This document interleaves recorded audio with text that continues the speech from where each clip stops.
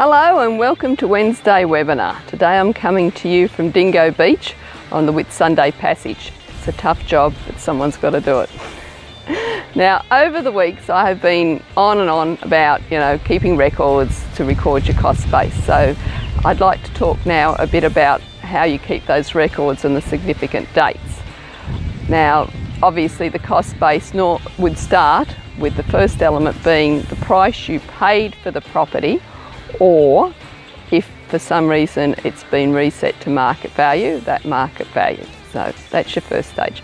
Then, if you bought the property after the 20th of August 1991, you can add to that cost base anything associated with the property that you have not claimed a tax deduction for.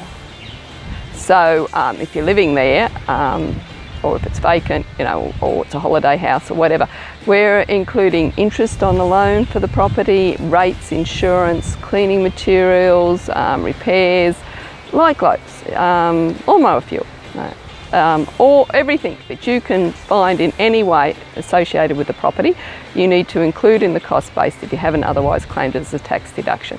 And the reference for that is section 110(25) subsection 4 of the 1997 Income Tax Assessment Act. Now, the next date of significance is the 13th of May 1997, and if you purchased the property after that date, then if you, during the time you had the property, have claimed building depreciation or qualified to claim building depreciation, then you need to decrease your cost base by what you have claimed in that. Now, of course, if you make improvements to any property, no matter what year, of course, I should point out at this stage that if you bought the property before the 19th of September 1985, then there is no capital gains tax. It's a pre-capital gains tax asset. Don't ever sell it. You can never get taxed on that gain. But anyway, back to, for all properties bought after the 19th of September 1985, you of course can include any improvements to the property. Now, the old law used to say improvements that were still there when you sold the property. That's not the case anymore. It's just anything you've done with the intention of improving the value of the property, and it doesn't matter if later. Now, I like to think of this as an example. If 20 years ago you might have put shutters around your windows to make it look a certain style of house, and now you're probably removing them to make it look more modern. So you still get to include those shutters in your cost base. Now, you can only reset your cost base to market value if you first rented out the property after the 21st of August 1996 and it had been fully covered with your main residence exemption before that date. That's section 118192. Now, otherwise you're going back to the original purchase price of the property as the start of your cost base.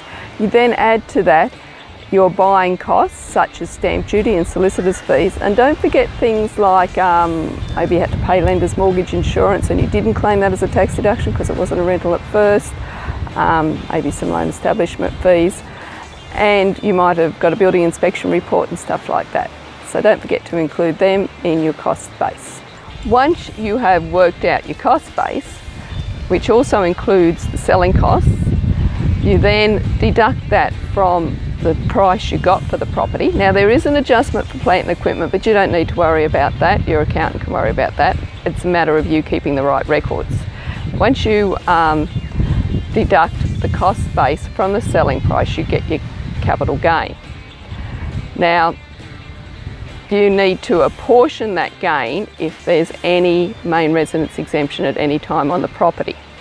Now, if the main residence exemption was before you ever rented it out, then the cost base has probably been reset to market value at the time you rented the property out. So you're only looking at that market value and any costs going forward.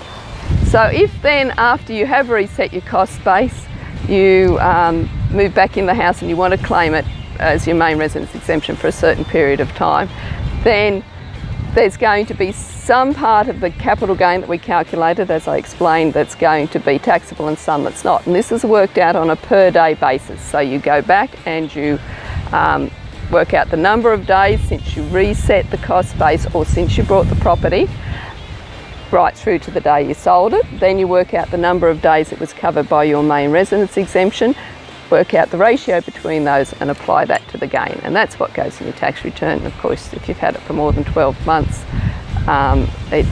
you get a 50% discount too.